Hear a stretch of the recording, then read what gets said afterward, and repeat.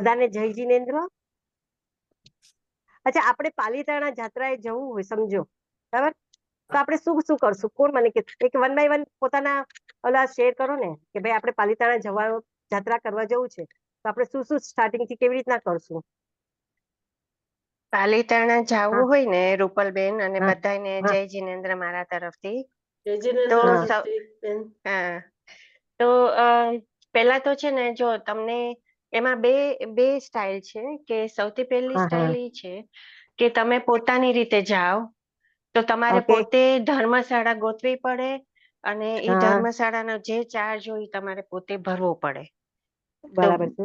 બીજી એ વાત છે કે તમે જો ધર્મશાળા મારા સાહેબ આચાર્ય મારા સાહેબ કરાવે બધા, હા, હા. એની નિશ્રામાં જાઓ તો ઓકે. એ લોકોના પોતાના દાતા હોય.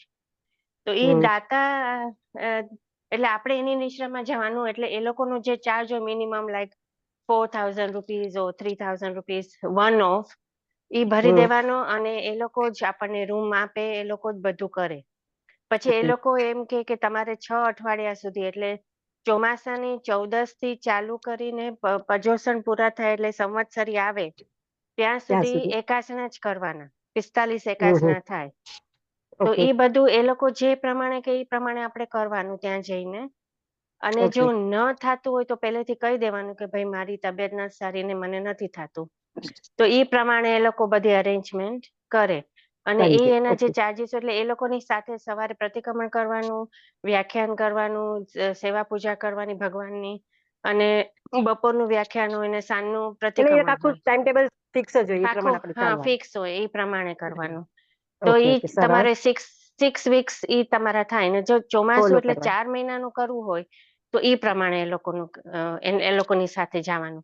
પણ ઓકે. તમારી ઓકે. નજીકમાં કોઈ પણ દેરાસર હોય ત્યાં જઈને પૂછવાનું, અને એ લોકોના આચાર્ય મારા સાહેબ જે પ્રમાણે કરાવતા હોય એ પ્રમાણે કરવાનું. ઓકે. સરસ પ્રોસીજર કીધી તમે. હા, અચ્છા, હવે કોઈને અને કઈ કેવું છે? અને પ્રાઇવેટ એક જ પ્રાઇવેટ હોય મિનિટ, તો એક જ હા, બોલ. મિનિટ.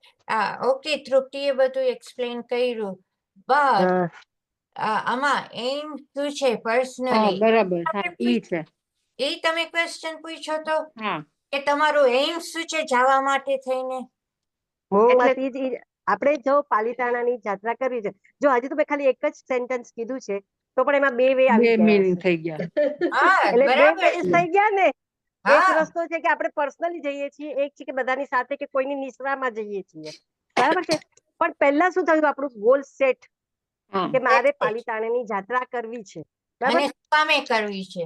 હા, હા, એટલે જે રીતના કરવી હોય એ રીતના, પણ પહેલો સેટ શું થઈ ગયો કે મારે પાલીતાણાની જાત્રા કરવી છે.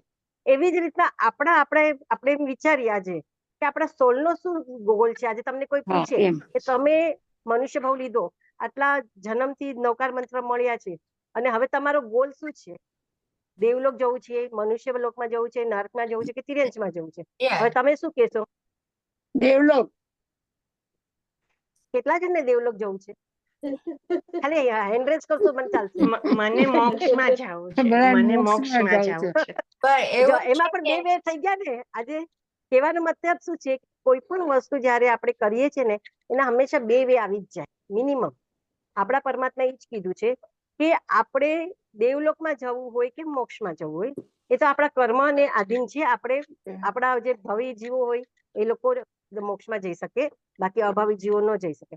પણ ધર્મ ક્રિયા કરતી વખતે પણ આપણે જોઈએ છીએ કે એક યાત્રા છે, અને એનો પ્લાન કરવો પડે છે કે આપણે કેવી રીતના જશું. આપણે સેપરેટલી જશું કે પછી સાથે જશું? એના માટે પહેલા ટિકિટ રિઝર્વેશન કરાવવી પડશે. 2-3 મહિના પહેલા તમે રિઝર્વેશન કરાવશો, પછી ઇન્ડિયા આવશો, ત્યાંથી તમે પાછા જ્યાં તમારું ઉતારો છે ત્યાંથી બીજે જશો કરશો, એટલે કેટલી બધી પ્રોસેસ ચાલે, ત્યારે આપણે આપણા ગોલ સુધી પહોંચી શકીએ છીએ, બરાબર. હવે આ બધીમાં જઈએ, ચલો પાસ થઈ ગયા, હવે આપણે તળેટી સુધી પહોંચી ગયા છીએ, તો શું તળેટીથી આપણે તરત ઉપર પહોંચી જવાના છીએ? ના. પાલીતાણાની નીચે તળેટી છે, બધાને ખબર હશે લગભગ, કે બધા જઈ આવ્યા પણ હશે, જાત્રા કરી છે. હવે તળેટીથી આપણે ઉપર સુધી જવું હોય દાદાના દર્શન કરવા માટે, તો શું એમને તરત આપણે પહોંચી જશું? ફટાફટ ચાલીને પહોંચી જશું? ના ના. નહીં પહોંચે ને. સોરી તો રૂપલબેન, એક વાત મારે યસ. કહેવાની છે. આઈ નો આમ સોરી, હું તમને ડિસ્ટર્બ કરું છું, પણ ના ના, જ્યારે વાંધો નહીં, બોલો. જ્યારે પણ આપણે ચોમાસું કરીએ ને ત્યારે ચોમાસી ચૌદસ પહેલા જ આપણે જાત્રા કરી શકાય, એના પછી ન કરી શકાય. એટલે તમે 4 બરાબર મહિના છે. સુધી એ જાત્રા તો ન કરાય. બધાને એટલે ખબર હોય. જેને જાત્રા કરવી હોય ને એ જેને 8 દિવસ બધાને પહેલા ખબર જાય એમ. હોય. 8, હા, ઓકે હા, ઓકે. ઓકે. અચ્છા, આપ તૃપ્તિબેન બોલો છો ને? મારું હમ, નામ નથી હમ. આવતું. હા, હા, હા. એકચ્યુઅલી જાત્રાનું મહત્વ એટલે તમે કીધું એ બરાબર છે, પણ મારે અહીંયા શું કેવું છે ખબર છે, કોઈ પણ યાત્રા કરતી વખતે આપણે છે ને સળંગ ન કરી શકીએ. ક્યાંક ક્યાંક આપણે છે ને સ્ટોપ થવું પડે, વિસામો લેવો પડે, આપણે ફ્રેશ થવું પડે. આપણને છે ને દરેક વસ્તુ ક્રિયા કરતી વખતે થોડો થાક લાગે. આજે તમે પાલિતાણા ચડવાનું ડુંગર ગમે તે ત્યારે ચાલુ કરો તો તમને વચ્ચે વચ્ચે શું થશે, થાકી જશો દાદરા, તો તમે વચ્ચે સ્ટોપ કરશો કે નહીં? હા બસ હા મારું કહેવાનું આ જ છે. મારો જે ભાવાર્થ છે કે ભાઈ આજે આપણે એક નાની પાલિતાણાની જાત્રા પણ કરીએ છીએ, એક નાનું સરખું ડુંગર ચડવો હોય છે, તો પણ આપણે વચ્ચે સ્ટોપ થતા થતા આગળ વધીએ છીએ, બરાબર? તો આપણે એ સ્ટોપ થઈએ છીએ, આપણે થોડો આરામ કરીએ છીએ, રેસ્ટ કરીએ છીએ, પછી પાછું આપણે આગળ ચડીએ છીએ. એવા કેટલા બધા સ્ટોપ કરીએ ત્યારે આપણે દાદાના ડુંગર ઉપર પહોંચી શકીએ છીએ, દાદાના દર્શન કરી શકીએ છીએ, બરાબર? હવે આપણે વિચાર કરીએ કે આપણે જન્મથી લઈને અત્યાર સુધી આપણી એજ કેટલી થઈ, તો મારા ખાતે બધા 50+ હશો, કોક નાનું 60 હશે તો ખબર પ્લસ નહીં, બધા 50-60+. આપણને કોઈ દિવસ થાક લાગ્યો કે હવે હું બહુ જીવી છું, હવે મારે ક્યાંક સ્ટોપ થવું છે એવું લાગે છે આપણને? કેમ એવું ફીલ થાય છે આપણને? ના હા, કોઈ પ્રસંગ હશે ને, કોઈ પ્રસંગ હશે ને તો આપણે બહુ થાકી ગયા હશે, ઘરના પ્રસંગ હોય ને તો 15 દિવસ આપણે બહુ કામ કર્યું હશે ને તો આપણને એમ થશે કે હવે 2-4 દિવસ ફ્રેશ થયા કે પ્રસંગ પતી ગયો છે તો આપણે જરાક રેસ્ટ લઈએ, કા ચેન્જ લઈએ. બાકી અધરવાઇઝ આપણને કોઈ દિવસ થાક લાગ્યો છે? ના નહીં. આપણને જીવવાનો થાક નથી લાગતો, આપણને કામનો થાક લાગે છે, પ્રસંગનો થાક લાગે છે. ભગવાને એ જ કીધું છે, જ્યારે તમને એવી જ રીતના આપણો સોલ છે ને નિગોદમાંથી નીકળ્યો ત્યારથી એકેન્દ્રિય, બેઇન્દ્રિય, તેઇન્દ્રિય, એમાં કેટલા બધા જન્મો મરણ કરતા કરતા કરતા આપણે અહીંયા સુધી પહોંચ્યા, અને આપણને આજે પંચેન્દ્રિયનું મનુષ્ય ભવ, જૈન ધર્મ, જૈન કુળ, આ બધું મળ્યું. ઘણી મહેનત કરી છે કે આપણને મહેનત યાદ નથી રહેતી. જેવી રીતના આપણે પ્રસંગ પતી જાય ને તો આપણે પ્રસંગમાં કેટલા થાક્યા હતા, કેટલા, જ્યારે કોઈ આપણને યાદ કરાવે ને ત્યારે આપણે કહીએ હા મેં તો ત્યારે બહુ હેરાનગતિ થઈ ગઈ હતી, મારે આ નહોતું થયું, તે નહોતું થયું, એવું ત્યારે આપણને યાદ આવે, પણ પછી ભૂલી જઈએ. સામાન્ય પણ ફ્રેક્ચર થયું હોય ને, તો ફ્રેક્ચર થયું ત્યારે કેટલો બધો દુખાવો થતો હોય, પણ પછી 2-4 વર્ષ પછી કોઈ તમને યાદ કરે ને ત્યારે તમને યાદ આવે કે મને અહીંયા ફ્રેક્ચર થયું હતું ત્યારે હું આવી રીતના થયું હતું. આમ પછી આપણે ભૂલી જતા હોય છે. તો આ જે ભૂલવાની આપણી ટેવ છે ને, એને કારણે આપણે જન્મો 84 લાખ યોનીમાં આપણે ફરિયાદ કરીએ છીએ તો પણ આપણને જન્મ મરણનો ભાર નથી લાગતો. જે દિવસે આપણને જન્મ મરણ કરવાનો ભાવ લાગે, જે દિવસે આપણને એમ થાય કે હવે મારે કોઈ જન્મ મરણ કરવા જ નથી, ભગવાન જેવું મારું અશરીરી મોક્ષનું મારો આત્મા થઈ જાય, એ દિવસે આપણી ખરી યાત્રા ચાલુ થાય. જ્યારે તમને એવા ભાવ થાય કે મારે હવે આ નેક્સ્ટ બર્થ ક્યાંય જવું જ નથી, કારણ કે ક્યાંય જન્મ લેશું ને તો ત્યાં મૃત્યુ નિશ્ચિત છે. જે જન્મે છે એ મરે છે, જે ઉગે છે એ આત્મે છે, જે ખીલે છે એ મુરઝાય છે, બરાબર? એટલે જન્મ લેવો જ નથી, અજન્મ થવું છે, અજન્મી થવું છે. એટલે હંમેશા ભગવાનને એવી પ્રાર્થના કરે, જેમ કે આપણે સિમંદર સ્વામીને કહીએ છીએ કે સિમંદર સ્વામીને આ અભવ્ય એટલે આ છેલ્લો જન્મ છે, હવે ક્યારે જન્મ લેવાના નથી, તો ભગવાન મારે તમારા જેવું થવું છે, કે હું ક્યારે તમારા જેવો થાવ, કે મારે હવે પછી કોઈ બોડી જ નથી જોતું, કોઈ જન્મ નથી લેવો, એવો જન્મ મને તું આપજે. એટલે આપણે કહીએ છીએ ને કે આવતો ભવતો મને એવો આપજે, કે મહાવિદેહમાં જન્મ થાય અને સિમંદર સ્વામીનું શરણું મળે. તો આ આપણે શેના માટે જોઈએ છે કે આપણે એમના જેવું થવું છે એવી રીતના. તો આપણા પરમાત્મા મહાવીર સ્વામી ભગવાને થાણંગ સૂત્રની અંદર આપણને 4 સ્થાનો બતાડ્યા છે, જેને આપણે ચેક પોઈન્ટ પણ કહી શકીએ. આપણી ભાષામાં, અત્યારની ભાષામાં કેવું હોય ને બચ્ચા લોકોને, તમે એમ કે ચેક પોઈન્ટ છે, કે આ 4 પોઈન્ટ તમે ચેક કરતા જશો તમારી લાઈફમાં. જેમ જેમ આગળ વધો ને ત્યારે આ એક પોઈન્ટ પર થોડું સ્ટોપ થઈ થિંક કરજો અને પછી આગળ વધજો. તો જો આ 4 પોઈન્ટ આપણે આપણા જીવનમાં ઉતાર્યો હશે ને, તો જે લાસ્ટ પોઈન્ટ હશે ને એ આપણું સિમંદર સ્વામીનું શરણું જ હશે 99%. અને એ પછી જો આપણા નસીબ હોય ને આપણને ભગવાનનો આશીર્વાદ પ્રાપ્ત થઈ જાય, કૃપા પ્રાપ્ત થઈ જાય, તો પછીના ભાવમાં આપણને મોક્ષ પણ મળી જાય, તે ભાવે મોક્ષ પણ મળી જાય. કારણ કે મહાવિદેહ ક્ષેત્રમાં હંમેશ માટે મોક્ષમાં જવાય છે. ત્યાં આપણી જેવો કાળ નથી, પંચમ કાળ કે છઠ્ઠો કાળ ત્યાં આરા નથી, ત્યાં ફક્ત ચોથા આરા જેવું છે. એટલે ત્યાંથી અત્યારના પણ ઘણા લોકો સિદ્ધ થઈ રહ્યા છે રોજના. તો એટલા માટે એ 4 જે ચેક પોઈન્ટ છે ને એ આજે આપણે સમજવાના છે કે આપણી અત્યારથી લઈને 60 વર્ષની યાત્રામાં તો આપણે વિચાર્યું નથી કોઈ દિવસ કે આવું ભગવાન આપણા કહી ગયા છે, એ પણ ખબર નથી આપણને કે આપણા ભગવાન આનંદ સૂત્રની અંદર આપણને 4 સ્થાન બતાડી ગયા છે કે જે આપણે આપણી લાઈફમાં જો ફોલો કરીએ ને તો જ્યારે લાસ્ટ આવે ને ત્યારે આપણને દાદાના દર્શન થઈ જાય, એમ સિમંદર સ્વામીના દર્શન થઈ જાય આપણને. તેમાં સૌથી પહેલો પોઈન્ટ છે, સમજો ને કે 25-30 વર્ષના સમજીએ એ એવરેજ ગણીએ આપણે તો પહેલું છે વ્રત. આપણે તો આપણી આ બધી એજ જતી રહી છે, પણ છતાં તો આપણે જાણવા માટે અને તમારા ઘરમાં નાના હોય ને તો એને સમજણ આપજો, કારણ કે એ લોકોને તો આ અત્યારથી સમજણ પડી જશે ને તો બહુ સરસ પડી જશે. અમે અમારા લુકેનલના બચ્ચાઓને સમજણ આપીએ છીએ આવી રીતના. હજી તમારી એક સ્ટેજમાંથી એટલે કે ભણીને તમે આગળ વધો છો લાઈફની અંદર, તમે કઈ સંયમ લઈ નથી લેવાના, એવા નસીબ નથી. તમે લાઈફમાં આગળ છો, સંસાર છે તમારો, પણ તમે વ્રત લઈ શકો.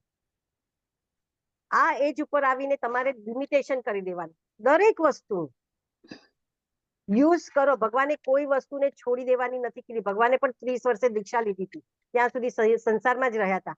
ભગવાને કોઈનાથી ડિસ્કનેક્ટ નહોતા થયા ત્યારે. તો ભગવાને એ જ કીધું કે તમે નિયમમાં આવો. જયારે 25-30 વર્ષની એજ થાય, આપણે ભલે અત્યારના આવી જશું, આપણે પણ સંયમ નથી લેવાના તો આપણે અત્યારથી કરીએ. તો દરેક વસ્તુનું લિમિટેશન કરો. ફોર એક્ઝામ્પલ, આપણે નાના યંગસ્ટર હોય તો એને કહી શકીએ કે ભાઈ ચાલો તમે લિપસ્ટિક વાપરે છે, વાપર, એની ના નથી. કારણ કે તમને તમારા ગ્રુપમાં જવું હોય, તમારે એન્જોય કરવું હોય, પાર્ટી હોય, તો તમે એમ કહેશો કે તું નહીં લગાડીને જા તો નહીં ચાલે, કારણ કે એ લોકોને ત્યાંય રહેવાનું છે. એ જે યુગ ચાલે છે એ પ્રમાણે એ લોકોને ચાલવાનું છે. તો બસ ફક્ત એટલી કહેવાનું કે તું કર, પણ લિમિટેશન કર કે આખા વર્ષમાં મારે 5 લિપસ્ટિક થી કે 5 શેડથી વધારે વાપરવા નહીં. તો એની મર્યાદા થઈ ગઈ. લિપસ્ટિક વાપરે છે પણ 5 શેડથી તો મને નથી લાગતું કે કોઈ વધારે શેડ વાપરતું હોઈ શકે. નેલ પોલિશ છે, મેકઅપ નો સામાન છે, ઇવન હોટલમાં જવાનું, એવા તો ભગવાને તમે જે પ્રવૃત્તિ કરો ને એ દરેક પ્રવૃત્તિનું લિમિટેશન કરો એમ કીધું છે. નાહવાના શીખેનું લિમિટેશન ભગવાને કીધું છે કે એક દિવસની અંદર મારે 2 વાર નાવું, 4 વાર નાવું, 2 બાલદીથી પાણીથી નાવું, 3 બાલદીથી પાણી નાવું. તો આ બધી જ લિમિટેશનો તમે કરી શકો. અને જ્યારે તમે આ લિમિટેશન કરો છો ને તો ત્યારે તમે માનજો કે તમે જેટલું વાપરો છો ને એટલું જ પાપ તમને લાગે છે. બાકી બધું જે આજુબાજુનું છે ને એની વારી પણ તમને ન આવે. આજે સવારના ઉઠીને ભગવાને 14 નિયમો ધારવાના કીધા છે. એ 14 નિયમો જો તમે ધારી લો ને તો તમે જેટલા એરિયામાં જતા હોય, જેટલા વ્હીકલ્સ વાપરતા હોય, જેટલા ચપ્પલ, જેટલા કપડા, એ બધાની મર્યાદા રોજે રોજ સવારના તમે કરી લો ને તો તમને એટલું જ પાપ લાગે. એટલે તમારું છે ને પુણ્યનું બેલેન્સ વધી જાય, પાપનું બેલેન્સ ઓછું થઈ જાય. ખાવ છો, ખાવાની અંદર તમે 20 દ્રવ્યથી વધારે આખા દિવસમાં નહીં ખાતા હોય તો એકવાર તમે ભલે વ્રત નિયમ લો કે ન લો, એકવાર ગણવાની ટ્રાય કરજો. તમે પોતે તમારી મેળે આખા દિવસમાં કેટલા દ્રવ્ય વાપરો છો એને ગણજો. 20-25 થી વધારે થવાના ચાન્સીસ ઓછા છે. 99%. હા ઠીક છે, પ્રસંગ હોય ને કદાચ વધી જાય, વાત અલગ થઈ ગઈ, પણ રેગ્યુલરમાં તમે જોશો ને તો બસ સવારના ઉઠીને મારે ભગવાન આજે 25 દ્રવ્યથી વધારે દ્રવ્ય વાપરવા નહીં. તજવંતે પડીકમાવી નિંદામી ગરિયામી અપ્પાણવ વસરામી. તો તમે જે 25 દ્રવ્ય વાપરશો ને એનું જ પાપ તમને લાગ્યું, ખાલી એનું જ ખાલી થયું. બાકી બધું જે વપરાય છે એની વારી પણ તમને નહીં આવે. એટલે વ્રત લેવાનો ફાયદો આ છે કે તમારા પુણ્યનું બેલેન્સ જમા થાય. જો મોક્ષમાં જવું હશે ને તો પુણ્ય હોવા જ જોશે તમારી પાસે. પુણ્યની કે ને આ પુણ્ય એ છે ને ડોલર છે.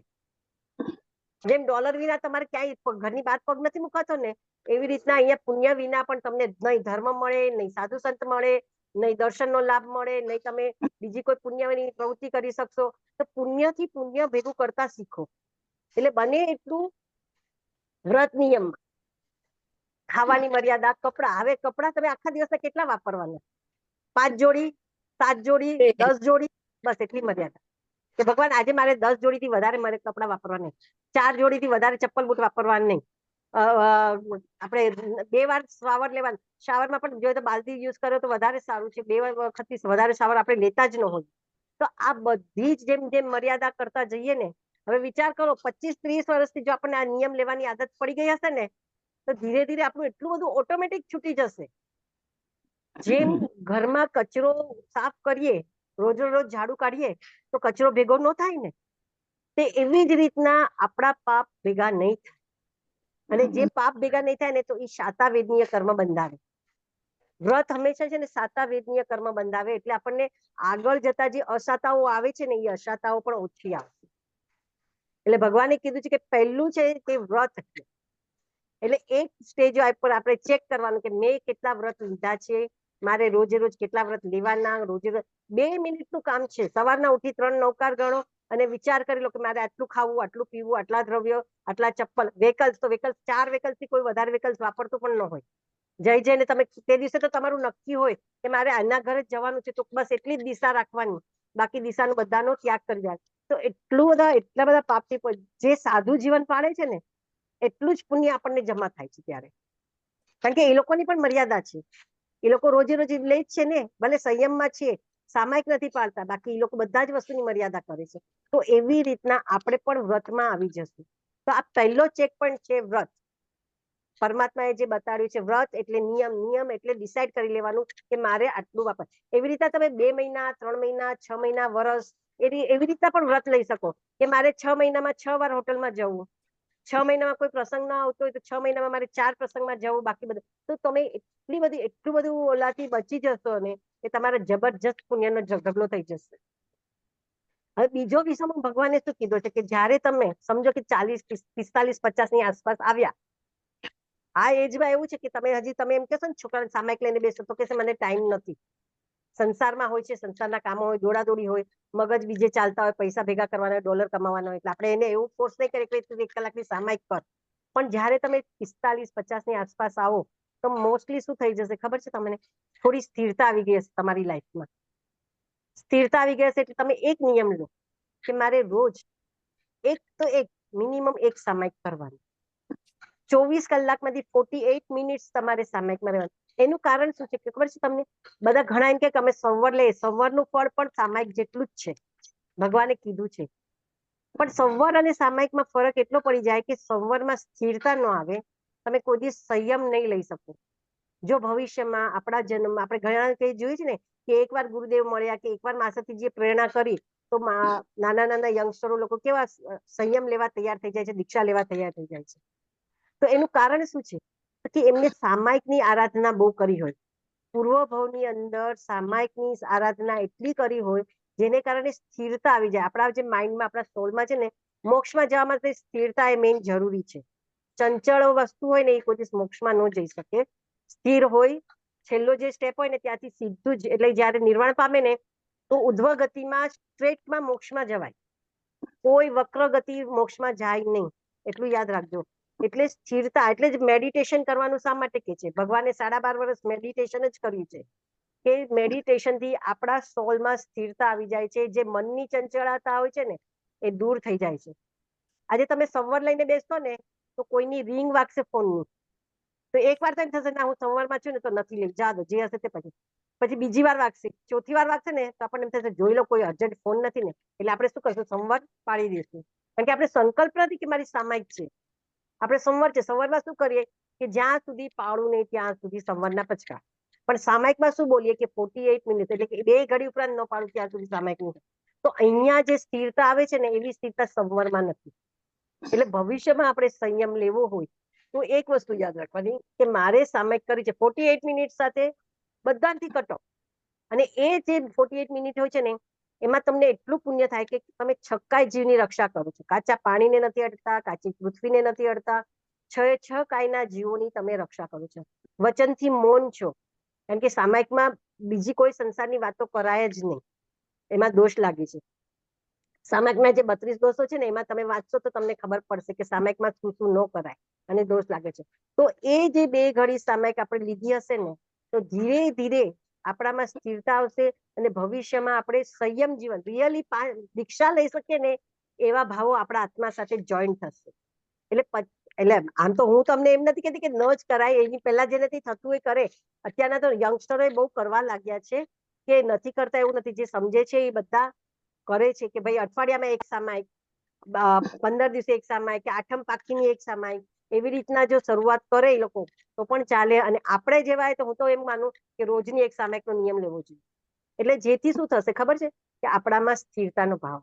એટલે ભગવાને બીજું જે સ્ટેપ ચેકઆઉટનું કીધું છે તે ચેક પોઈન્ટ શું છે? સામાયિક. પહેલું છે વ્રત નિયમ, કે તમે નાના છો વ્રત નિયમમાં આવો ધીરે ધીરે. આપણે તમે માનશો ને દેરાસી લોકોના બચ્ચાઓમાં એક નિયમ હોય છે કે દેરાસરમાં ભગવાનની મૂર્તિ છે ને પછી જ બ્રશ કરવાનું. અમારે ત્યાં ઘણા બધા એ લોકો ફોલો કરે છે. તો એ સંસ્કાર પડી જાય. આપણે શું કરવાનું છે ખબર છે? મોક્ષમાં જવા માટે જે ઉપયોગી સંસ્કાર છે ને એ આ વખતે આપણા આત્મા સાથે ચોંટાડી દેવાના. તો આવતા જન્મ આપણે જૈન ધર્મ મળશે, ગુરુ મળશે, આપણા અહો પુણ્ય હશે તો સિમંદર સામે જ મળશે, અથવા તો કોઈ બીજા તીર્થંકરનો આશરો મળશે કે જેથી આપણે બહુ જલ્દી આપણો જલ્દીમાં જલ્દી મોક્ષ થઈ જઈ શકે. તો એ સંસ્કાર દ્રઢ કરવાના જ આ સ્ટેપ છે બધા. પહેલું જે જોયું એ વ્રત, બીજું જે જોયું તે સામાયિક. હવે આ સામાયિક કર્યા પછી આપણે સામાયિક તો સંસારમાં રહીને કરીએ છીએ, ઘરમાં બેસીને કરીએ છીએ, આપણી અનુકૂળતાના ટાઈમે કરીએ છીએ. એમાં 48 મિનિટ સ્થિરતા રાખવાની છે.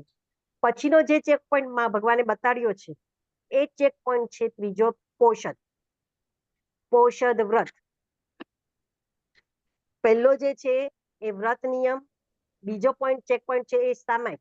જો તમને સામાયિકમાં રસ લાગે, રુચિ લાગે, એકવાર તમે રોજે રોજ સામાયિક કરતા પછી તો તમને શું થશે ખબર છે? જે દિવસે સામાયિક ન થઈ હોય ને એ દિવસે જીવ બળે. હાય, આજે આખો દિવસ મારો પસાર થઈ ગયો, મારી એક સામાયિક ન થઈ. એવા આપણા ભાવો થવા જ લાગે. તો એ શું થઈ ગયું કે આપણા આત્મામાં સંસ્કાર જ થઈ ગયા છે કે જે આત્મા શું છે, અજર અમર છે. એનું બોડી બદલાય છે, એ સંસ્કાર લઈને એ આગળ જાય છે. એટલે આત્મા સાથે જે સંસ્કાર લાગેલા છે ને એ ભવો ભવ ચાલે છે. આપણે નિગોદમાંથી બહાર નીકળ્યા ને ત્યારથી લઈને અત્યાર સુધી આપણા સંસ્કારો ચાલ્યા છે. એક છે ખાવાના. કારણ કે જેવા નિગોદમાંથી બહાર નીકળ્યા છે ને એટલે આપણે પહેલું ખાવાનું કામ કર્યું છે. અને એટલે જ ઉપવાસ એકાદશીનું મહત્વ બતાવ્યું છે કે જો તમારે અશરીરી થવું હોય ને તો ઉપવાસ એકાદશી ખાવાનું મોં છોડવું પડશે. જ્યાં સુધી ખાવાનું નહીં છૂટે ને ત્યાં સુધી જન્મ નહીં અટકે. એટલે ભગવાને બધા જ ધર્મમાં, બધા જ દર્શનમાં ઉપવાસ એકાદશીનું મહત્વ છે. એનું કારણ જ આ છે. તો આપણા આત્મામાં સામાયિક પછીના જે સંસ્કાર હોવા જોઈએ તે પોષદ. હવે પોષદ વ્રત આપણે જાણીએ છીએ કેવી રીતના કરાય છે. આપણે બોલીએ છીએ પ્રતિક્રમણમાં 11મું વ્રત પોષદ વ્રત. બરાબર? અસણમ પાણમ ખાઈમમ સાઈમમ અનથાણમ, અસણમ પાણમ ખાઈમમ સાઈમમ ના પચકા. એટલે આખા દિવસનો ઉપવાસ થઈ જાય. પોષદની અંદર દિવસ રાત્રિ અહોરાત્રિ પહેલા કરતા હતા 24 કલાકનો, તો પોષદની અંદર ઉપવાસ આવે એટલે ખાવા પીવાની ઝંઝટ બધી જ જતી રહે. બીજું 2 ટાઈમ સાધુઓનું જીવન હોય. 2 ટાઈમ સ્વાધ્યાય, સવારના 2 ટાઈમ પ્રતિક્રમણ, અને દરેક વસ્તુ જે સાધુ લોકો ફોલો કરે એ આપણે ફોલો કરવાની. તો એને કારણે શું થશે ખબર છે? જે સાધુ જીવનની પ્રેક્ટિસ કહીએ ને, નેટ પ્રેક્ટિસ, એ અહીંયા પોષદ વ્રતમાં થાય છે. પરમાત્માના સમયની અંદર 10 શ્રાવકો થઈ ગયા. આનંદ શ્રાવક, નામ સાંભળ્યા હશે, કામદેવ શ્રાવક, ચુલણી પિતા, સકડાલ પુત્ર, એવા 10 શ્રાવકનું એક આખું આગમ છે, અંતગળ સૂત્ર. એમાં 10 શ્રાવકની જીવન શૈલી આપેલી છે. ભગવાનના જે 32 આગમો છે એમાંથી એક આગમ છે અંતગળ આ સૂત્ર આગમ, અને એમાં ભગવાને 10 શ્રાવકોના જીવનની શૈલી આપી છે. તમે એમ નહીં માનતા, આપણા શ્રાવકો સૌથી રિચેસ્ટ પર્સન નતા. 40 હજારો તો ગાયોનું ધણ એ લોકો પાસે હતું. 40 કરોડ સોનામોરો હોય, વેપારો ચાલતા હોય, વહાણો જહાજો ચાલતા હોય, ખૂબ મોટા પરિવાર. જો તમે એમાં એક પણ શ્રાવકનું વાંચો ને તો એમ લાગે કે આ લોકો પર આટલું બધું ધન સંપત્તિ પરિવાર બધું જ હતું, કઈ જ કમી નહોતી. જો જૈન ધર્મ છે ને એમ નથી કહેતો કે તમે બિચારા બાપડા છો એટલે ધર્મ કરો, બધું છે. છતાં પણ એ શ્રાવકો જ્યારે પણ પોતાની એજ એમ થાય કે હવે પૂરી થવા આવી છે, કે 60-70 પર થવા લાગ્યા છે વર્ષો, તો પોતાનો બધો જ કારભાર પોતાના પુત્રને, પોતાના સંતાનોને ને બધાને સોંપી દેતા. રીતસરનું એમાંથી એવા વર્ણનો આપ્યા છે કે એ લોકો પોતે પોતાની પૌષધ શાળા બંધાવતા હતા, પર્સનલ. અને પર્સનલ પૌષધ શાળાની અંદર તેઓ લગભગ અઠવાડિયામાં 2 કે 3 દિવસ સુધી પૌષધો કરતા હતા.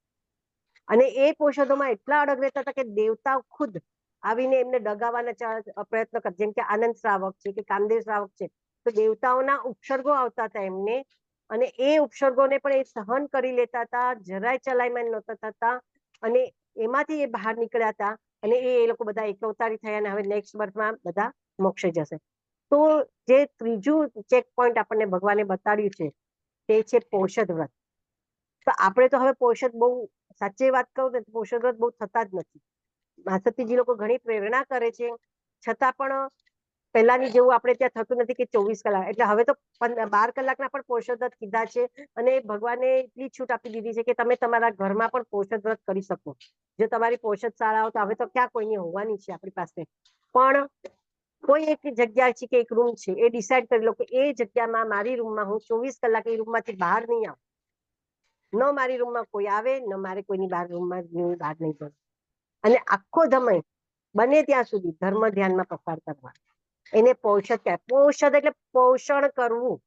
પોષદ શબ્દનો અર્થ આપણે કરીએ ને, છૂટું કરીએ, મિનિંગ કરીએ ને, તો કે પોષણ કરવું. તો કોનું પોષણ કરવાનું છે? આપણા આત્માનું પોષણ કરવાનું છે, આપણા સોલને જમાડવાનો છે. સોલનું જમવાનું શું છે? તો કે સ્વાધ્યાય, પ્રતિક્રમણ, વાંચણી, એ જે છે એ આપણા આત્માનું શું છે? પોષક દવા છે, આહાર છે. તો એ વ્રત અહીંયા ત્રીજા ચિકપણ પર કરવાનું છે. પોષદ એટલે શું? આત્માને પોષણ આપવાની ક્રિયા. 24 કલાક માટે, 12 કલાક માટે હું પોષદ કરું છું. તો આ જે પોષદ વ્રતથી છે ને, ધીરે ધીરે આપણા સંસ્કારો એકદમ ડીપ જશે આપણા સોલમાં. અને નેક્સ્ટ બર્થમાં તો શું થઈ જશે ખબર છે? જ્યારે કોઈ ગુરુનો યોગ આવ્યો કે સાધુ સંતોની આવી પ્રેરણા આવી અને આપણને સંયમ લેવાના ભાવ થઈ જશે, અને આપણે સંયમ, કારણ કે સામાયિક કરી છે એટલે સ્થિરતા પણ આવી છે. વ્રત નિયમો વર્ષોથી પાળતા આવ્યા છીએ એટલે વ્રત નિયમમાં કઈ નવું નથી લાગતું. એના પછતાણો આપણને ઈઝી લાગે છે, કારણ કે આપણો આત્મા છે ને જેમ જેમ પાપથી ઓછો થાય ને એમ હળવું કરવી બનતો જાય. અને હલકી વસ્તુ છે ને હંમેશા ઉપર તરફ જાય, ભારે વસ્તુ નીચે જાય, હલકી વસ્તુ ઉપર ચડે.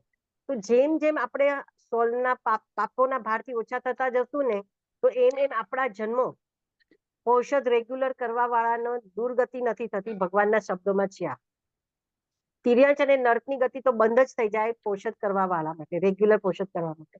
જે બે ગતિ બાકી રહે તે મનુષ્ય અને દેવગતિ બાકી રહે. એ સિવાય અને દેવગતિમાં પણ એવું છે કે નીચલી કક્ષાના દેવ થવાના ચાન્સીસ ઓછા રહે, વૈમાનિક દેવ થવાના ચાન્સીસ રહે. અને વૈમાનિક દેવ અને જો શુદ્ધ અને સાત્વિક રીતના જો ચારિત્ર પડાય તો એક અવતાર એટલે કે આપણે 5 જે અનુત્તર વિમાનો છે એમાં જ આપણા જન્મ થઈ શકે.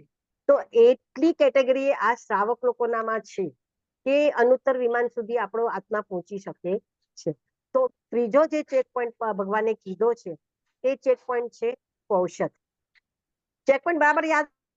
આપણી લાઈફ સેટ કરતા આપણે કેમ કહીએ છીએ કે પહેલા ટિકિટ બુક કરાવી, આપણી યાત્રા કરવી હોય તો કેવું આપણે વિચારી લઈએ છીએ, પ્લાનિંગ કરીએ છીએ ને, તો આપણને આપણું લાઈફનું પ્લાનિંગ આવડી જાય. પહેલો વ્રત નિયમ, બીજું સામાયિક, ત્રીજું પોષણ. અને આ ત્રણેય વસ્તુ જો પ્રોપરલી આપણી થઈ હશે ને તો ચોથું એની મેળે આવી જાય, અને એ છે અનશન વ્રત. ચોથો ચેક પોઈન્ટ છે અનશન વ્રત. અનશન એટલે સંથારો. હવે માનો કે આપણું લાઈફ આપણને પોતાને પણ ખબર પડી જાય, થોડો અંદાજો આવે જ છે બધાને. પરમાત્માએ કીધું છે કે આપણા સોલને ખબર પડે છે કે ભાઈ હવે ચલો 90, 95 થઈ ગયા છે, આપણી તબિયત થોડી બરાબર નથી, નરમ ગરમ રહે છે. અને ઘણી વાર એવું થાય કે એવા ડિસીઝ પણ થઈ ગયા હોય કે આપણે બોલી ન શકતા, એટલી એજ આપણી ઓલી થઈ ગઈ હોય, કદાચ ઇટ્સ મે બી. અને ડોક્ટર લોકો એમ કહી દે કે ભાઈ હવે આમને તમારે જે કરવું હોય તે કરી દો. તો એ સમયે જો આપણે આટલી ધર્મક્રિયા કરી હશે ને, અને હું તો કહું અત્યારથી પણ તમારા સંતાનોને પણ કહીને રાખે કે બેટા તમને એમ લાગે ને કે હવે મારી કોઈ બોલવાની શક્તિ નથી રહી, હું ભાનમાં નથી રહી, તો મને ખોટા ડોક્ટરો પાસે નહીં લઈ જતા, પણ મને શાંતિથી અનશન કરાવી દેજો. અને એ અનશન આરાધના કરતા કરતા નવકાર ગણતા મારે જવું છે. જે અનશન, જે સંતારો, આ સંતારો અનશનની ભાવના તો છે ને બધા સાધુ સાધ્વીજી પણ ભાવે, શ્રાવક શ્રાવિકાજી ભાવે, ચારેની ભાવના એ જ હોય કે હું જયારે આ શરીર રીતનો ત્યાગ કરું ને ત્યારે કોક ને કોક વ્રતમાં હોઉં કે નિયમમાં હોઉં કે ભગવાનની આજ્ઞામાં હોઉં. ભગવાનની આજ્ઞા છે કે ઉપવાસ એકાદશા કરી અન્નને ત્યાગ કરો, તો તમારું શું થશે આગળ જતા? સોલનો ખોરાક જ સ્વાધ્યાય છે, અન્ન તો છે જ નહીં, અન્ન તો બોડીનો ખોરાક છે. તો એ જે છૂટી જશે, તો જો તમે આ બધી પ્રોસેસ કરી હશે ને તો તમને છેલ્લે એવા ભાવ થશે જ. હું નથી કહેતી ભગવાનના વચનોમાં છે શ્રોતા. એટલે કે એ અનશન આરાધના આપણે જો કરતા હોઈએ તો છેલ્લે સુધી આપણા ભાવ શુદ્ધ રહેશે, આપણા ભાવ ઉત્કૃષ્ટ રહેશે. અને ઉત્કૃષ્ટ ભાવથી જયારે મૃત્યુ આવે છે ને તો હંમેશા ઉચ્ચ ગતિમાં લઈ જાય છે. જે તમે ભાવના ભાવી હશે ને એ 99% પૂરી થવાના ચાન્સીસ રહે છે. તો આ ચોથું ચેક પોઈન્ટ લાવવા માટે તરત નહીં આવી જાય. જેમ આપણે છે ને પહેલા ધીમે ધીમે સ્ટેપ કરીએ, બરાબર, પણ પછી જેમ જેમ આપણે દાદાના મંદિરની નજીક આવી જઈએ ને તો આપણો વેગ વધી જાય. થાકી ગયા હોય, વચ્ચે થાક્યા હોય, આપણે ઉભા રહ્યા હોય, પણ પછી અરે અહીંયા તો દેખાય જ છે, હવે તો ખાલી 10-15 દાદરા ચડશું તો ભગવાનનું દર્શન, મુખનું દર્શન થશે. તો પછી આપણી સ્પીડ કેવી વધી જાય છે. તમને બધાને પોતાનો પણ અનુભવ હશે, એક્સપિરિયન્સ હશે ને. તો પછી પાછો આપણે એકદમ સ્પીડમાં આવી જઈએ છીએ. પહેલા થોડું સ્પીડમાં ચાલીએ, પછી પાછું સ્લો થઈ જઈએ, અને પછી પાછું જો આપણે આગળ ચાલ્યા તો આપણી એકદમ સ્પીડ વધી જાય છે. તો એવી જ રીતના જો આપણે આ બધા ચેક પોઈન્ટ આપણે ચેક કરતા જશું આપણી લાઈફમાં કે અત્યારે હું ક્યાં છું, શું હું કરું છું, વ્રત નિયમ લઉં છું રોજે રોજ, નહીં તો હવે આજથી ચાલુ કરવાનો ટ્રાય કરો. ભલે 5 જ નિયમ લો રોજના. દ્રવ્ય ધારી લો, કપડા ધારી લો, વેકલ્સ ધારી લો, અને સાવર ધારી લો કે મારે કેટલી વાર સ્નાન કરું, બાથ કરું. તો આટલે દ્રવ્ય કરીને 5 નિયમ લેતા શીખી જશો ને તો ધીરે ધીરે પ્રેક્ટિસ થઈ જશે. પછી જે થાય કે 15-20 દિવસ પછી કે મહિના 2 મહિના પછી તમને એમ થાય કે આ ચોમાસું પૂરું થઈ ગયું છે, હવે મારે ક્યાંય જવાનું નથી. રોજ એક સામાયિક ન થતી હોય તો અઠવાડિયામાં એક સામાયિક, 4 દિવસે એક સામાયિક, એવી રીતના લઈ લો. ન હોય તો 8મ પાક્કીની સામાયિક પ્રતિક્રમણ રાખો. તો એ જે થશે ને સંસ્કારિત આપણો આત્મા, છેલ્લે ખાલી તમારે તમારા છોકરાઓને સજેશન જ આપવું પડશે, બચ્ચાઓને, કે ભાઈ મને આવું કંઈ થાય અને મને આવું એન્ડ લાગે તો મને અનશન કરાવી દેવાનું. એટલે મારે મારા કોઈ પણ ધર્મ ક્રિયામાં જ મારે જવું છે, આ શરીરનો ત્યાગ કરવો છે. એટલે મારો સોલ એટલો હલકો બની જશે, ક્લિયર થઈ જશે, નિર્મળ થઈ જશે, અને એ ધીરે ધીરે ઉદ્વલોકમાં પહોંચી જશે. તો આ જે ચેક પોઈન્ટ છે એ ઠાણંગ સૂત્રમાં પરમાત્મા મહાવીર સ્વામીએ બતાવ્યા આપણને. આપણી લાઈફને પ્લાન કરી દીધો છે એમને કે જો તમે આ રીતના પણ ચાલો, જરૂરી નથી બધા જ આત્મા દીક્ષા લઈ શકે. સંયમ લેવા માટે પણ નેક્સ્ટ બર્થમાં આ પ્રમાણે આગળથી આપણે પ્લાનિંગ કરીએ ને તો નેક્સ્ટ બર્થ કદાચ આપણો સંયમ થઈ જાય. તો સંયમ લેવાના પણ બેઝ આ જ છે. વ્રત નિયમ લો, સામાયિક કરો, ઔષધ કરો, ઔષધ સાથે સાથે છેલ્લે અનશન વ્રતની આરાધના કરો. જો આ 4 પોઈન્ટ આપણી લાઈફમાં આપણે કરતા જઈએ તો ધીરે ધીરે આપણો આત્મા નિર્મળ થશે, આ પાપોથી મુક્ત થતો જશે, અને જેમ જેમ ક્લિયર થતો જશે એમ એમ એ ઉધ્વગામી થશે. અને જો આપણે એકવાર અનુત્તર વિમાન સુધી પહોંચી ગયા તો પછી આપણું જે છે ને સંસાર બહુ પરિત થઈ જશે. બહુ તો 3 ભવ, વધારેમાં વધારે 15 ભવ, એનાથી વધારે 15 ભવથી વધારે અહીંયા અનુત્તર વિમાન, એમાં સર્વાધિક વિમાનમાં તો એક જ ભવ મળે. બાકી જે 4 વિમાનો છે એમાં આપણને બહુ તો 15 થી વધારે ન થાય. અને વૈમાનિક મળે એટલે આપણું પરિત સંસારી આપણે થઈ જઈએ. એટલે કે અર્ધપૂતગલ પરાવર્તન કાળની અંદર આપણે મોક્ષ થાય ને થાય એવું આગમમાં પરમાત્માએ કીધું છે. એટલે આ રીતના આપણે પણ હવે જો આપણે વિચારીએ કે આપણને મોક્ષ જોઈએ છે, આપણે યાત્રા ચાલુ કરી દીધી છે, જૈન ધર્મ મળ્યો છે, નવકાર મંત્ર મળ્યા છે, આટલા 60-60 વર્ષ સુધી આપણે ધર્મ કરતા રહ્યા છે, તો ધર્મનું ફળ આપણને મળે છે. તો ધીરે ધીરે આપણે પોતે જ આપણા સોલનું ઓબ્ઝર્વેશન કરવાનું છે કે ભાઈ હું શું કરું છું, સામાયિક કરું છું તો સામાયિકમાં મારો ભાવ સ્થિર રહે છે કે નહીં, સામાયિકમાં હું ભગવાન સાથે કનેક્ટ થાઉં છું કે નહીં. સામાયિક કર્યા પછી પણ જો આપણે ભગવાન સાથે કનેક્ટ ન થઈ શકતા હોય તો દેટ મીન્સ કે આપણી સામાયિકમાં ક્યાંક કચાશ છે, કે આપણે કદાચ જો ધાર્મિક કહેવા વાળા ઘણા છે, ધાર્મિક કહેવાવું બહુ સહેલું છે. શું કહે, સવાર સાંજ પૂજા કરે, પ્રવચનો સાંભળે, પ્રતિક્રમણો કરે, સ્વાધ્યાયો કરે, એ બધી જ ક્રિયાઓ છે. આપણે પહેલા પણ શીખી ગયા છે ક્રિયાનું મહત્વ છે. ક્રિયાનું મહત્વ નથી કે એમ નથી, કારણ કે શૂન્ય છે એ બરાબર છે, પણ એ શૂન્ય કરતા કરતા ક્યારેક એકડો બાજુમાં આવી જશે ને તો આપણું વેલ્યુ વધી જશે. અને એ એકડો એટલે ભાવ છે. આપણે પહેલા પણ શીખી ગયા છીએ, પહેલા પણ મેં તમને કીધું છે કે એકડો એ ભાવ છે. એટલે જ્યારે પહેલા છોકરાઓ નાના હોય તો આપણે કહીએ કે ક્રિયા કરો, એ લોકોને ભાવ ન સમજ પડે, પણ જેમ જેમ ક્રિયાઓ કરતા જાય એમ એમનું પુણ્ય બંધાતું જાય. પુણ્યને હિસાબે શું થાય કે સોલ ક્લિયર થતો જાય. પુણ્ય વસ્તુ એવી છે ને કે જે સોલને શું કરે છે, ક્લિયર કરે છે. તો એનું પુણ્ય બંધાય, સોલ ક્લિયર થાય ને એમ એમ એના ભાવો પ્રગટ થાય. જો બધી જ વસ્તુ આપણા આત્મામાં પડેલી છે, કોઈ વસ્તુ બહારથી આવતી નથી. આપણે કહીએ આપણો સોલ કઈ સાવ ખાલી નથી. આપણે કહીએ છીએ ને જ્ઞાન દર્શન યુક્ત છે, ભગવાનનું જ્ઞાન પ્રગટ થયું છે, બહારથી જ્ઞાન નથી આવતું. આપણે અત્યારે ભલે બહારથી જ્ઞાન લઈએ છીએ પણ એ જ જ્ઞાન આપણામાં પ્રગટાવવાનું છે આપણે. તો એ જ્ઞાન ક્યારે પ્રગટે કે જ્યારે તમે આ પોતાના સોલને ઓબ્ઝર્વ કરતા જશો કે હું સામાયિક કરું છું, આટલી સામાયિક કર્યા છતાં મારા ચિત્તને, મનને શાંતિ કેમ નથી મળતી, ક્યાં હું ભૂલ કરું છું. આપણે આપણી ભૂલ પોતે જ ગોતવાની છે, અને એ ગોતીને એને દૂર પણ આપણે કરવાની છે. ભગવાને રસ્તો બતાડી દીધો છે. જો 32 દોષો ભગવાને બતાડ્યા છે. વિચારો કે 32 દોષમાંથી હું કયો દોષ કરું છું. કોઈ દોષ તો મને લાગતો નથી ને આ 32 વર્ષ. એટલે જે દોષ આપણને લાગતા હોય તો એ દોષો ઉપર ચોકડી માટે ધીરે ધીરે બીજી વાર સામાયિક કરો ત્યારે એ દોષ આપણામાં ન આવવા જોઈએ.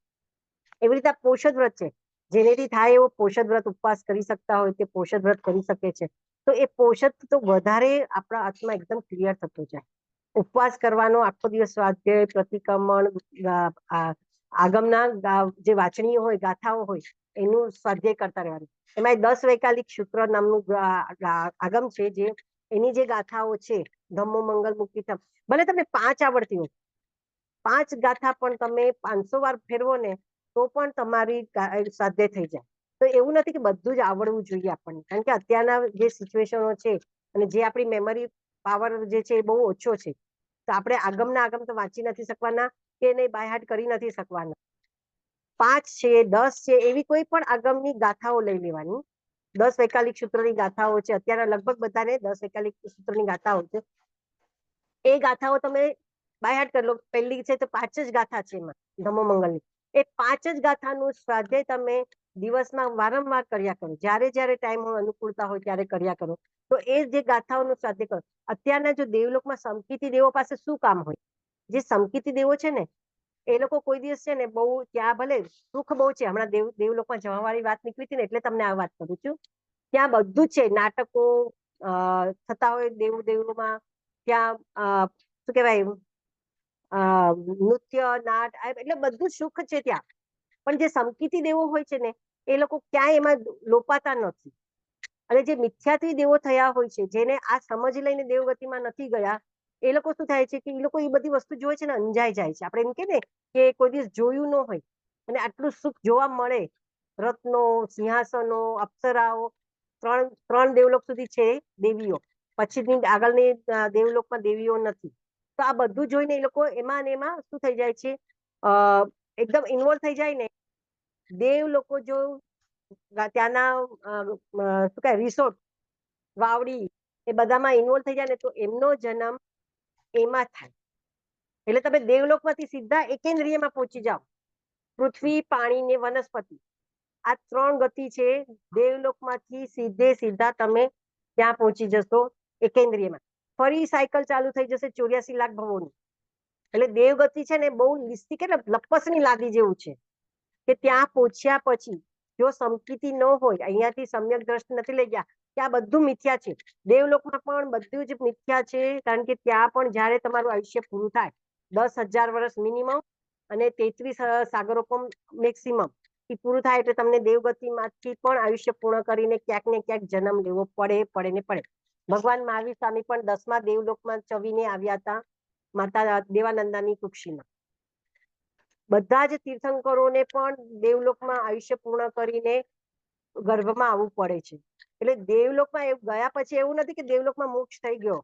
અને જો સમકીતી ન હોય અને મિથ્યા આપણું દ્રષ્ટિ, એટલે કે આપણું સ્થિરતા ન આવી હોય કે નહીં સત્ય શું છે, મારો આત્મા હાજર અમર છે, આ બધું મિથ્યા છે, એ વાત આપણી ક્લિયર ન હોય ને તો આપણે ત્યાંથી લપસીએ તો મનુષ્ય અને તિર્યંશમાં પહોંચી જઈએ. હા, દેવગતિમાંથી કોઈ નર્ક ગતિમાં ન જાય કે નર્ક ગતિમાંથી કોઈ દેવગતિમાં ન જાય, એટલું છે. બાકી મનુષ્ય અને તિર્યંશ ગતિ બેઉ લોકો નર્ક માટે પણ ખુલ્લી છે અને દેવલોક માટે પણ ખુલ્લી છે.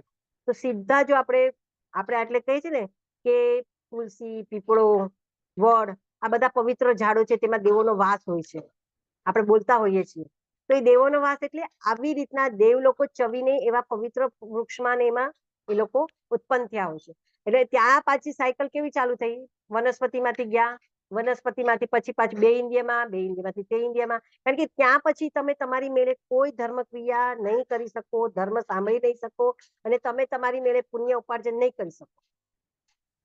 ત્યાં બાય નેચર અકામ નિર્જરા જ છે. નિર્જરા પણ 2 પ્રકારની કીધી છે ભગવાને, સકામ નિર્જરા અને અકામ નિર્જરા. ત્યાં અકામ નિર્જરા છે એટલે કે ઓટોમેટિક તમારી જે નિર્જરા થતી હોય કુદરતી રીતે, નેચરલ, એ થશે. પણ તમે માનો કે મારે ઉપવાસ કરવો છે તો તમે અત્યારના પચખાણ લઈને ઉપવાસ કરી શકશો, પણ તો વનસ્પતિમાં ગયા પછી તમે કરી શકશો? ચલો વનસ્પતિ તો છોડો, કોઈ તિર્યંશ ગતિમાં ગયા પછી ત્યાં તમે ઉપવાસ કરી શકશો? નહીં કરી શકો. એટલે સકામ નિર્જરા ફક્ત મનુષ્ય ગતિમાં જ છે અને એટલા માટે જ મનુષ્ય ગતિને દુર્લભ કીધી છે ભગવાને, કે મનુષ્ય ગતિ સિવાય મોક્ષ નથી અને મનુષ્ય ગતિ સિવાય ક્યાંય આપણો એન્ડ નથી. દેવગતિમાં પણ આપણો એન્ડ નથી. એટલે કોઈ દિવસ એવી પણ ભાવના હું તો માનું છું કે સૌની ચોઈસ પણ કે દેવગતિ પણ ન માંગવી, માંગવું તો કેવું ઉત્તમ જ માંગવું. જયારે માંગવા માટે ભગવાન કે ને તો આપણે સોના ચાંદીમાં બહુ પડવું નહીં, રત્નમાં પણ બહુ પડવું નહીં, સીધું જે હાઈએસ્ટ હોય ભાઈ કોઈનું આપી દે અમને મોક્ષ, પતી ગઈ વાત. એક જ વસ્તુ, પછી ત્યાં બીજી કોઈ ચોઈસ જ નહીં રાખવાની. જયારે ચોઈસ ન હોય ને તે વસ્તુ આપણને મળી જાય. તો આવી રીતના જયારે આપણે કરીએ છીએ તો આ એટલા માટે પરમાત્મા છે ને આગમ મહાવીર સ્વામી આપણે કહીએ. એક વસ્તુ આ તમને ખાસ કહું કે ઋષભદેવ થી લઈને પાર્શ્વનાથ સુધીના સમય સુધીની અંદર ક્યાંય આગમો લખાયા નથી. પરમાત્મા મહાવીર સ્વામીએ જ આગમો કીધા અને એના ગણધરો પછી જે લખાણા છે એ શા માટે કે ભગવાને એમના કેવળ જ્ઞાનમાં જોયું હતું કે પાંચમ આરાની અંદર અહીંયા કોઈ જ પછી કેવળ જ્ઞાની પણ નહીં હોય. કેવળ જ્ઞાની તો છોડો, પણ 14 પૂર્વધારી પણ કોઈ નહીં હોય અહીંયા કે જે આ બધું જ્ઞાન આ લોકોને આપે. એટલે એમાંથી જે થોડું જ્ઞાન બચ્યું છે, સાવ થોડું છે અત્યારના કહીએ ને તો 0 થી પણ ઓછું જ્ઞાન આપણી પાસે છે ભગવાનનું. તો એ જ્ઞાનથી આપણે તરવાનું છે. તો હંમેશા યાદ રાખો કે જેટલું શોર્ટ અને સ્વીટ જેમાંથી તરાય છે ને એ વસ્તુ આપણે પકડી લેવાની. એટલે ભગવાને કીધું છે કે આ 4 વસ્તુ ફોલો કરશો ને તો તમારા ચાન્સીસ કેવા થઈ જાય કે મહાવિદ્યમાં જાય, કે તીર્થંકરનો યોગ મળે, કે કેવળ જ્ઞાનીનો યોગ મળશે તો તમે તમારો આત્માને પ્યોર કરી શકશો.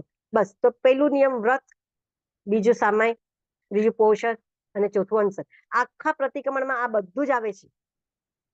જો જેને પ્રતિક્રમણ આવડતું હશે ને એમાં પ્રતિક્રમણમાં આ 4 વસ્તુનું ઇન્વોલ્વમેન્ટ ભગવાને કરી દીધું છે. અને ભગવાને કીધું છે સવાર સાંજ ઉભય કાળે 2 પ્રતિક્રમણ થવા જ જોઈએ શ્રાવકના. પણ આપણે જો એ નથી કરતા, હું નથી થતી, નિક્ષામી જોડે. પણ એટલે ભગવાને રસ્તો સરસ બતાવ્યો છે, ફોલો કરવો એ આપણા હાથની વાત છે. તો આ જે આપણે ચેક પોઈન્ટ કીધા 4 મોક્ષમાં જવાના છે, મોક્ષની નજીક લઈ જવા વાળા છે અને પરમાત્માએ ખુદ બતાડેલા છે. તો હવે આપણે આશા રાખીએ કે ભાઈ આપણાથી વધારે એ વસ્તુ થઈ શકે. હવે કોઈને કઈ ક્વેરી હોય કે પૂછવું હોય તો આપણે 2-5 મિનિટ પૂછીએ, પછી જોઈએ. કોઈને કઈ પૂછવું છે? મને તમે લોકો પૂછો તો મને પોતાને પણ મારું જ્ઞાન છે ને થોડું આમ કે પોલિશ થતું હોય ને એવું લાગે.